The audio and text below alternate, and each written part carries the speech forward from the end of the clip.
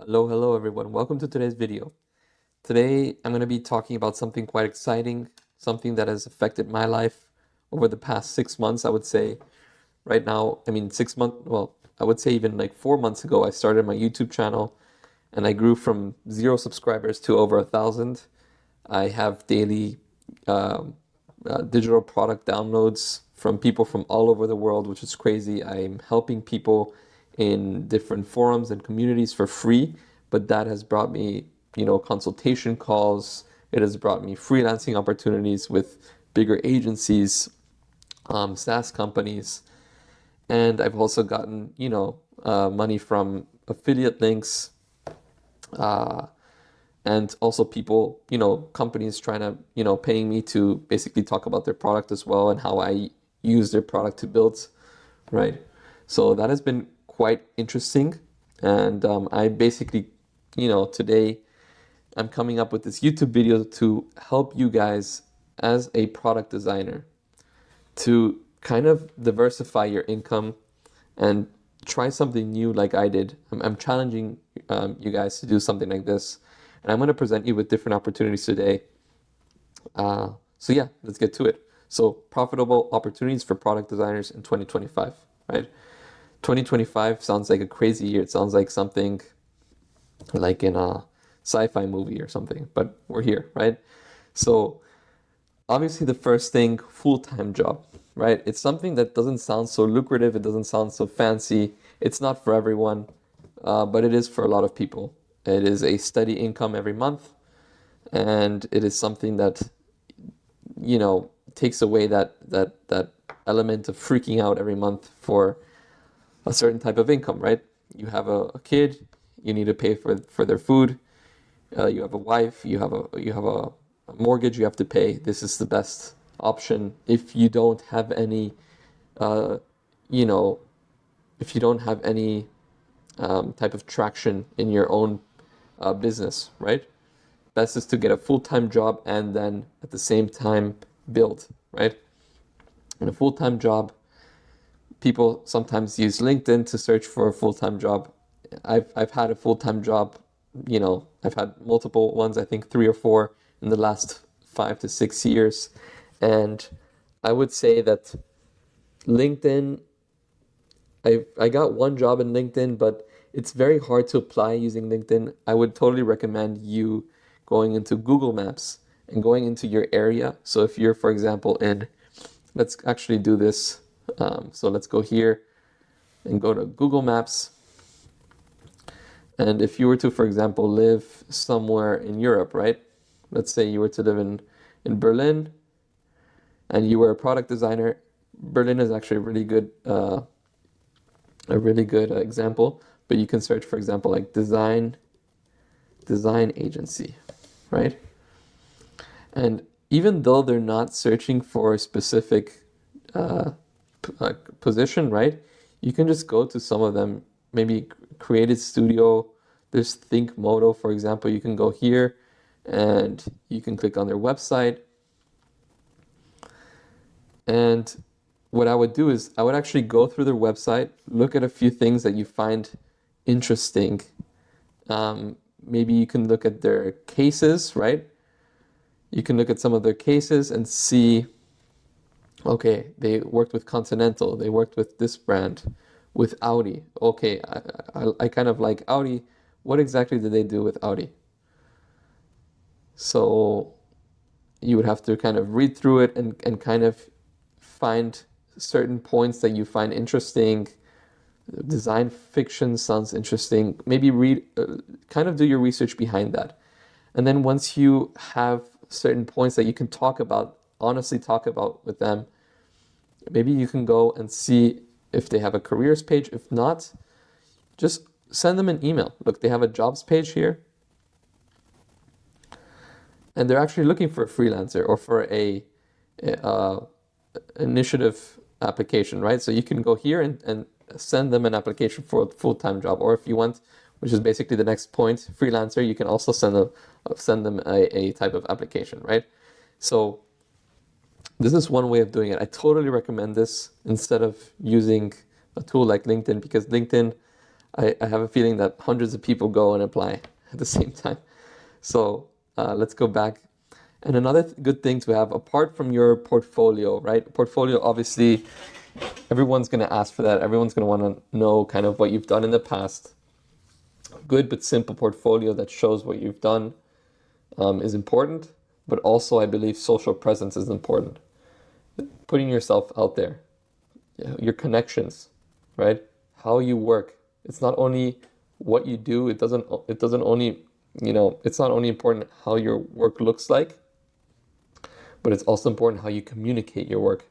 So if you were, for example, this would take just 1 week to do, for example, do a YouTube series about redesigning something, right? Or if you're scared of showing your face and talking in front of the camera, then do something in LinkedIn or in Twitter and really do a deep dive into something like that. But this social presence, I would say, is very important in terms of finding a job. And then let's put these aside. Once you were to apply for this job, let's say you were to apply for this one, Think Moto, and you were to put this initial application, right? What you can do is you can use Loom. So Loom is this tool that I use for some of my videos, where basically you can just record yourself talking and kind of show in your own words what you think, how you can show them your portfolio via Loom. You can show them what you're good at. You can show them past works. You can show them you can first give them like a little compliment saying like, by the way, your Audi product is really cool. This is kind of how I found you, some BS like that. But Loom is a good way of them getting to know you. It's very important that they see your face, that they see how you talk. So Loom is a special one. And then this has helped some people that I've helped get jobs, especially like at Hugo Boss or BMW back when I lived in Germany, was a Figma presentation. So once they were interested and once they got the actual interview for the company always asks, okay, enough about us. Talk about yourself for a little bit. And that's when you can make a presentation with a tool like Figma, where you can make a visual presentation where you're from, what you've done in the past couple years, in the past couple months. Make it visual, right? If you're a designer, make it visual, right? So this is one thing with full-time. With freelancing, for example, first thing I would do, put yourself out there to all the marketplaces. So Contra, Upwork. This is something that you want to put yourself in all of these places, because out of the blue one day, someone in Upwork, this has happened to me once actually, someone in Upwork contacted me. I wasn't looking for anything. I just had my profile there, and someone contacted me. I guess they found me in YouTube or something like that, and then they decided to contact me via Upwork. So put yourself in all different marketplaces. I have also a good friend that he's a videographer. He's in like different video marketplaces, and he also gets some of his work via that. Be good at a specific niche. If you're, for example, going back to this brand, right, this agency, if you want to apply as a freelancer, right, be good at something specific that you can help their team with, right? Imagine they have a team of designers that work with Figma every day, but they're not like experts. You can become that expert by being an expert Figma designer, knowing everything about auto layout, about design systems. You can give them like, monthly workshops, and you can, go over their work and see if everything's working well, something like that. Be an expert in some type of topic, I would say. Again, finding in Google Maps. Another variant to Google Maps would be something like ListKit. ListKits, not ListKits. It's something that I use today, where you can basically search for a specific company from an industry. Let's say we're going to search for marketing and advertisement, apply the filter. Let's put like country, Germany, right? Apply filter. And then you get all of these different companies that are basically in this marketing agency type of thing. And then you can search, you can click on a link and kind of see their well, this is not really a good example, but there's other ones that say Blackwood 7 maybe is a good one. Right? And then they kind of have, they are like some type of marketing company. This is a good way of, finding different companies to go after as a freelancer, right? If they need extra support, you can help them with that. Now, let's go back to Figma. Another tool is Instantly. Instantly is something that I've used with, this is something that I'm using right now for email warm-ups. So eventually I would want to use this tool with these different emails to go after different people and basically send them emails in regards to, like, if I can help them with something. This, you have to take like 3 weeks for all these emails to warm up, but eventually they will be warmed up and you can send like a mass amount of emails per day with all of these different emails with these different domains that are similar to your main domain. And eventually, volume negates luck and you'll get someone to basically answer you back, right? So this is for freelancing, for example. Now let's go back to Figma. The next thing was Loom. Just like with the full-time job, Loom is a great choice to use to present yourself and to show kind of what you can do with the solutions that you can bring to the table in a personal way. Now, my personal favorite thing, because I've used this, for my personal brand, and it's helped me so much, content creation, YouTube. I post every day on YouTube for the past 100 days, I think. Yeah, 102 days, because I had 2 videos before. And you can see here, I've gotten 1,032 subscribers. My reach and engagement is growing. I'm getting comments every day. I'm putting, affiliate links in my YouTube videos, which is basically this point, affiliate links. I've actually made last month like $500 in affiliate links from other tools with Lemon Squeezy, which is pretty cool. It's not something that you can live off of, especially in the United States, but it's something that is growing and it's very exciting. I'm using tools like Screen Studio, for example, for this video, Screen Studio, to record myself.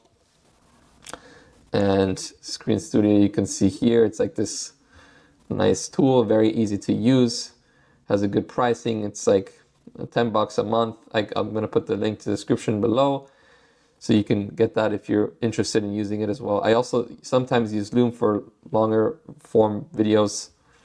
What else? So we go back to Figma.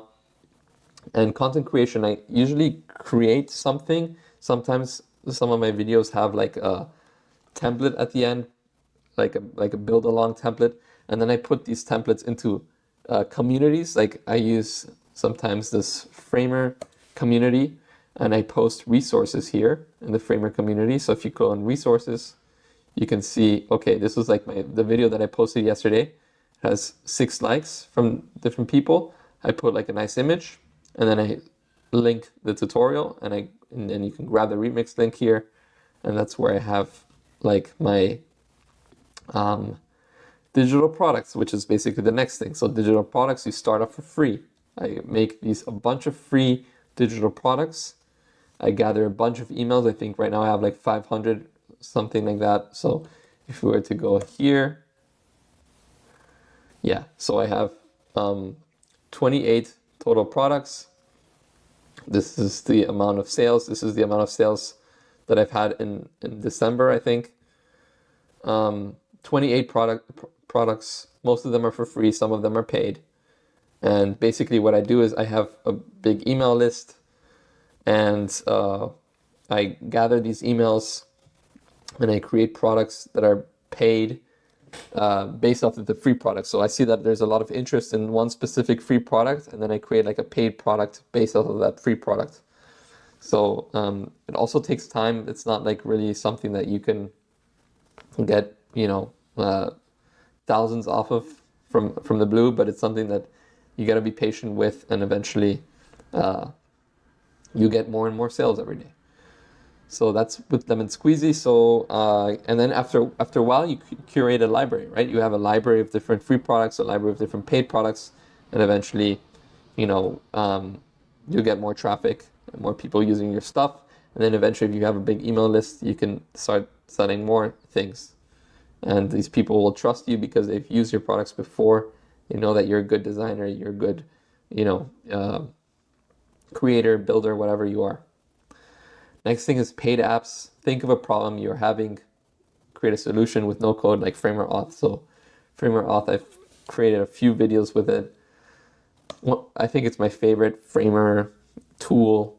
So it's basically adding authentication to your Framer sites.